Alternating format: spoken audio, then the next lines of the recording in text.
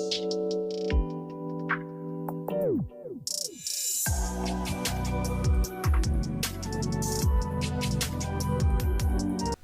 हम मुक्ति सॉफ्टवेयर में सीखेंगे मल्टी रिसिप्ट एंट्री कैसे करते हैं। स्टार्ट करते हैं। सबसे पहले हम सॉफ्टवेयर की मेन स्क्रीन पर आएंगे। उसके बाद हम यहाँ पर डाटा एंट्री पर आएंगे। डाटा एंट्री में आने के बाद यहाँ पर 4 number option multi receipt entry पर एंटर करेंगे। अब हम यहाँ पर एक दिन की जितनी भी हमारी रसीद एंट्री हैं वो यहाँ पर हम एंटर कर सकते हैं मल्टी रिसिप्ट एंट्री में। अब हम यहाँ पर एंटर करेंगे। एंटर करने के बाद अब यहाँ पर हम डेट लिखेंगे। डेट एंटर करने के बाद अब हम एंटर करेंगे और यहाँ पर हम वाउचर नंबर पर एंटर करेंगे। वाउचर नंबर पर एंटर करने के बाद अब हम यहाँ पर रसीद नंबर लिखेंगे। सबसे पहले रसीद नंबर टाइप करने के बाद एंटर करेंगे और यहाँ पर हम अकाउंट का नेम लिखेंगे जिस पार्टी को आपने ये रसीद इशू की है। पार्टी का नेम लिखने के बाद अब हम यहाँ पर अमाउंट लिखेंगे, देन एंटर करेंगे। अब हम दूसरी लाइन पर सेकंड रिसिप्ट एंट्री इशू करेंगे। यहाँ पर हम पार्टी का नेम लिखेंगे। पार्टी का नेम लिखने के बाद अब हम यहाँ पर अमाउंट लिखेंगे, देन एंटर करेंगे। यहाँ पर अब आप देख सकते हैं हमारे पास एक सीडी की ऑप्शन शो हो रही है। अगर आपने सीडी की ऑप्शन को डिसेबल करना है तो हम यहाँ पर एंटर करेंगे और यहाँ पर हम एस्केप करेंगे और डेट पर कर्सर लेके आएंगे। यहाँ पर हम F9 करेंगे। F9 करने के बाद आपके पास कैश रिसिप्ट एंट्री की सेटिंग ओपन हो जाएगी और यहाँ पर आप 2 number option show cash discount को डी करोगे।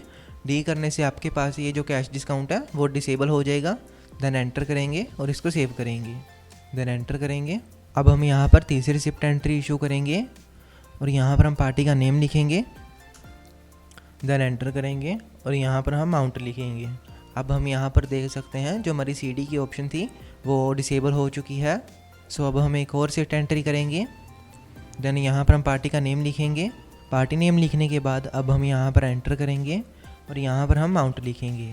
मान लीजिए अगर आप एक दिन में किसी भी पार्टी से 10,000 से ज़्यादा पेमेंट कलेक्ट कर रहे हैं तो यहाँ पर हमारे पास सॉफ्टवेयर में एक एरर शो हो जाएगी जो कि एक वार्निंग है, क्योंकि इनकम टैक्स के रूल के हिसाब से हम एक दिन में ना तो 10,000 पेमेंट किसी को दे सकते हैं और ना ही किसी पार्टी से हम 10,000 पेमेंट ले सकते हैं। इस वार्निंग को डिसेबल करने के लिए हम फिर से डेट पर आएंगे। डेट पर कर्सर रोकने के बाद हम यहाँ पर F9 करेंगे और यहाँ पर 3 number option show warning message अब 10,000 पर और यहाँ पर हम डी कर लेंगे। डी करने से जो ये वार्निंग है वो डिसेबल हो जाएगी। देन एंटर करेंगे, एंटर करेंगे।